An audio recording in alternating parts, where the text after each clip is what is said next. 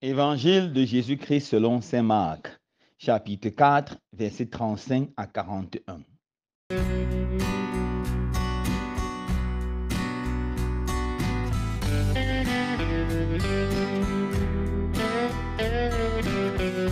Toute la journée, Jésus avait parlé à la foule. Le soir venu, Jésus dit à ses disciples, passons sur l'autre rive. Quittant la foule, ils amenèrent Jésus, comme il était dans la barque, et d'autres barques l'accompagnaient. Survint une violente tempête. Les vagues se jetaient sur la barque, si bien que déjà elle se remplissait. Lui dormait sur le coussin à l'arrière. Les disciples le réveillent et lui disent, Maître, nous sommes perdus. Cela ne te fait rien? Réveillé, il menace le vent et dit à la mer, Silence, tais-toi. Le vent tomba et il se fit un grand calme. Jésus leur dit, Pourquoi êtes-vous si craintifs? N'avez-vous pas encore la foi? C'est une grande crainte. Ils se disaient entre eux, Qui est donc celui-ci pour que même le vent et la mer lui obéissent? Acclamons la parole de Dieu. Louange à toi, Seigneur Jésus.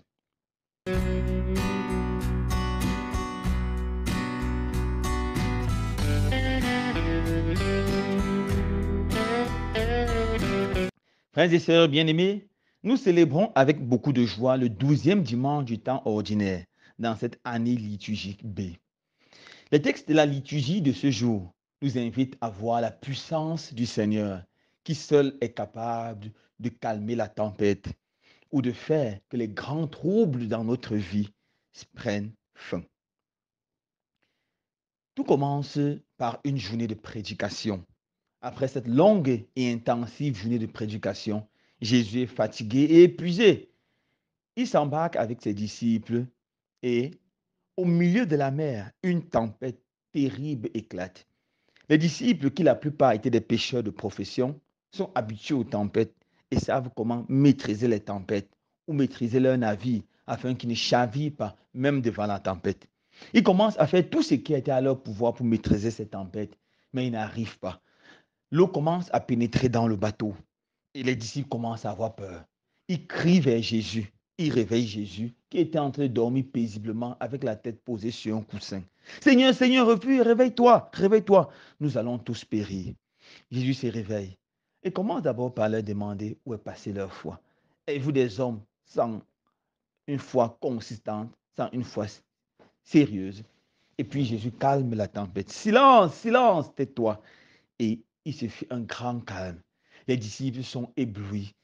Ils se rendent compte que Jésus n'est pas seulement un homme, car ce pouvoir est au-dessus de tous les pouvoirs humains. Il est certainement le Fils de Dieu. Et leur grande foi en Jésus comme Fils de Dieu commence à naître. Que pouvons-nous retenir de cet évangile si beau? Premièrement, nous devons savoir que dans la vie de tout être humain, il souvient souvent des tempêtes. C'est quoi la tempête? La tempête, c'est un moment difficile où tu fais face à une épreuve qui peut t'ébranler, qui peut te détruire. La tempête peut être la maladie. Il y a ces personnes qui sont en bonne santé, joyeuses, joviales. Du jour au lendemain, elles attrapent une maladie grave qui détruit leur vie. Elles peuvent faire un AVC. Je connais une dame qui était si dynamique, si joyeuse, mais elle a fait un AVC. Plus moyen de parler, plus moyen même de se mouvoir car elle était paralysée d'un côté. Quelle grande souffrance. Elle a perdu non seulement sa santé, mais son moral était par terre. C'est ça la tempête.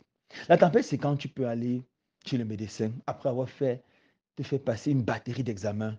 Le docteur sort sa sentence. Cette tumeur est maligne. Tu souffres d'un cancer, peut-être d'un cancer de sein, peut-être d'un cancer de la prostate, d'un cancer du côlon, d'un cancer du foie ou des poumons. Et là, tu commences une lutte acharnée contre cette maladie si terrible. C'est ça, une tempête qui secoue notre vie. La tempête peut aussi être un échec. Tu peux avoir travaillé, donné tout ce que tu pouvais faire pour un examen ou pour décrocher un boulot. Et on publie la liste et ton nom ne figure pas. Pourtant, tu as fait le meilleur de toi.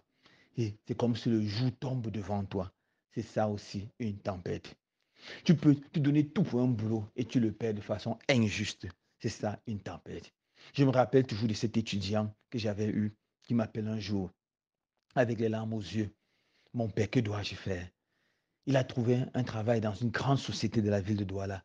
Il a fait un stage de 6 mois, fois deux. Mais au moment d'être recruté, on lui dit, qui t'a recommandé? Il dit, je suis venu tout seul. On dit, ah, tu ne sais pas? Il dit, je ne sais pas. On dit, pour que tu entres dans cette société, il faut que tu baisses ton pantalon. Vous comprenez bien, on l'invitait à faire des pratiques homosexuelles avant de décrocher ce travail. C'est ça la condition. Il était totalement dévasté. C'est ça une tempête terrible. Que doit-il faire? Suivre sa foi qui dit non à ce péché ignoble et odieux ou se laisser entraîner dans cette pratique perverse afin de pouvoir avoir un métier. C'est ça la tempête. La tempête peut être le chômage avec tous tes diplômes ou après avoir fini telle ou telle étude, tu n'arrives pas à trouver un travail et le temps passe. Tu es obligé de rentrer encore chez toi, ta maman qui t'a donné de l'argent pour payer ta scolarité ou ton papa qui t'a donné de l'argent pour payer ta formation, doit encore te donner l'argent pour payer le rasoir bic ou te donner l'argent pour payer une mèche. Tu crois que ta vie n'a pas de sens. C'est ça aussi une tempête. Une tempête peut aussi être dans ta vie sentimentale une grande trahison. Je me rappelle cette femme qui était venue me voir. Elle avait tout donné pour son mari. Travailler, prendre son rappel, donner son mari pour qu'il construise la maison. Elle a tout donné. Et un jour, elle se rend compte que son mari a une vie parallèle. Il a une femme quelque part avec 4 enfants. C'était comme si on avait brisé son cœur. Elle s'est mise à pleurer. C'est ça la tempête. La tempête peut aussi être la mort d'un être cher, souvent subitement. Du jour au lendemain, tu perds ton mari, tu perds ta femme, tu perds ton enfant, tu perds ton père ou ta mère, un être tellement cher. Oui, mes frères et sœurs, il y a des tempêtes terribles, terribles dans nos vies. Avant d'aller plus loin, j'aimerais m'arrêter et nous dire, frères et sœurs, nous ne devons jamais être la cause de la tempête dans la vie des autres, la cause de la souffrance des autres. Parce qu'il y a certaines personnes qui sont non seulement des tempêtes, mais aussi des causes de tempêtes dans la vie des autres personnes. Par exemple, quand vous voyez ces frères et sœurs qui sont malades et souffrent des cancers, non seulement la maladie est terrible, mais c'est extrêmement coûteux. C'est cher le traitement. Pourtant, il y a des gens qui nous avaient promis la santé pour tous à l'an 2000 dans ce pays. Et bientôt, ces gens vont encore crier qu'on les vote. Quand ces gens-là sont malades, ils vont se soigner. Ils sont évacués en France, aux États-Unis, en Suisse. Et pourtant, des gens meurent par manque de soins dans ce pays. C'est terrible. Ces gens sont cause de tempêtes de ces personnes. Et ces personnes rendront compte un jour à Dieu. Que ce soit dans ce monde ou dans l'autre monde, elles rendront compte à Dieu. C'est terrible d'arriver dans un hôpital et de voir que la couveuse, c'est un carton avec 2 ampoules qu'on a mis pour chauffer un enfant, comme dans certaines familles encore traditionnelles, dans certains élevages encore traditionnels, encore rue du matin, on chauffe les poussons. Dans certains hôpitaux de notre pays, d'arrondissement même, voilà comment les enfants, les nouveau-nés, sont réchauffés. C'est terrible. Tous ceux qui détournent l'argent qui devait servir pour construire et équiper nos hôpitaux sont cause de tempêtes dans la vie de tellement de personnes. Je connais une dame qui a perdu son enfant prématuré parce que la couveuse, c'était justement un carton. Et tous ceux qui sont responsables de cela, un jour ou l'autre, rendront compte à Dieu. Nos routes sont horribles. Je ne sais pas si vous avez fait le tour. La route Bafoussam-Douala, ces temps-ci, horrible, vers Souza, inacceptable. Il y a des accidents là-bas chaque jour. Je connais un monsieur, un homme d'affaires, son camion a fait un accident dedans. Il a perdu 35 millions cette nuit-là. Parce que les riverains sont venus tout piller. L'argent qu'il avait prêté pour faire son business, il est dans le désarroi. Voilà la tempête dans sa vie. Les causes de la tempête sont non seulement ces riverains, mais aussi ces gens qui étaient chargés d'arranger la route. Parce que le camion est entré dans un trou et s'est retrouvé au sol. Mais pourquoi ces roues ne sont pas arrivées? Et les gens nous avaient promis qu'ils devaient faire des grandes réalisations. Où sont ces grandes réalisations? Les gens continuent à mourir sur toutes les routes du Cameroun. Oui, je lisais quelque part qu'au Cameroun, la route tue plus que toutes les maladies. C'est terrible, c'est affreux. Sommes-nous les causes de la tempête dans la vie des gens? Sommes-nous la cause même de façon indirecte, parce que si l'argent de ces routes est détourné par une personne, et s'il y a accident dans ces routes, cette personne est responsable. Sommes-nous des causes des tempêtes de ces personnes? Beaucoup de gens sont assassinés et des familles se mettent à pleurer. Beaucoup de familles perdent les leurs dans la guerre du Nozo qui ne finit pas encore. Beaucoup de gens continuent à mourir et des familles sont plongées dans des tempêtes terribles. Si tu es cause de cela, sache que tu rendras compte au Seigneur. Si tu ne fais rien pour que ça s'achève, sache qu'un jour tu rendras compte au Seigneur. Sommes-nous la cause des tempêtes dans la vie des autres? Sommes-nous la cause des larmes dans les yeux de notre femme, de nos enfants, de nos voisins, de la population, du pauvre peuple?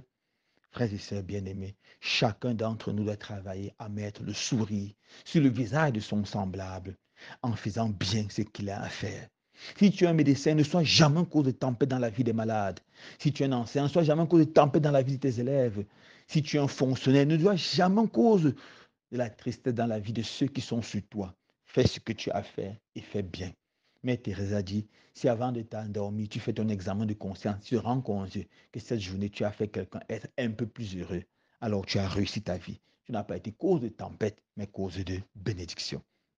Alors, arrêtons-nous maintenant à la tempête proprement dit. Lorsque nous faisons face à une tempête terrible, que devons-nous faire? Nous devons, comme les apôtres, crier vers Jésus avec foi et avec confiance, parce que lui seul a le pouvoir de calmer la tempête. Lui seul a le pouvoir de guérir la maladie. Lui seul a le pouvoir de mettre fin à un échec. Lui seul peut sortir même miraculeusement du chômage. Lui seul peut consoler les cœurs blessés par les trahisons et les échecs. Lui seul peut donner la vie après la mort. Jésus seul a le pouvoir de calmer la tempête. N'oubliez pas que le Jésus que nous adorons, c'est le même Jésus des évangiles. Lorsque le peuple avait faim, il a multiplié 5 pains et 2 poissons. Ils ont tellement mangé. Il a calmé cette tempête terrible de la famine. Prions Jésus en ce moment dans notre pays où la vie est de plus en plus chère. Tout est cher. Le carburant cher, le riz cher, l'huile chère, tout ce dont les populations ont besoin est cher. Que le Seigneur mette fin à cette tempête de vie chère. Prions le Seigneur Jésus en ce moment où le pays est écrasé, asphyxié par des impôts. Que le Seigneur mette fin à cela et qu'il touche et convertisse le cœur de tous ceux qui ont la charge de prendre des décisions afin que les gens vivent de façon plus paisible. Jésus, pendant son ministère public, a guéri les malades, toutes sortes de maladies. Prions pour tous ceux qui font face à la tempête de la maladie. Quelle tempête terrible. Ceux-là qui ont des cancers, des hépatites, ceux-là qui ont des problèmes de reins, qui ont besoin de dialyse, ceux-là qui traversent des situations terribles à cause de maladies trop graves et dont le traitement est trop cher. Que le Seigneur Jésus vienne les guérir, qu'il leur donne la guérison totale et qu'il touche le cœur de tous ceux qui peuvent travailler pour que la santé soit pour tous au Cameroun. Pas seulement le vivre ensemble, mais pour que le soignons-nous ensemble prenne effet dans notre pays afin qu'ils se mettent au travail et que le peuple soit heureux. Notre Seigneur Jésus a le pouvoir de le faire. Jésus, pendant son ministère public, a allé jusqu'à ressusciter les morts.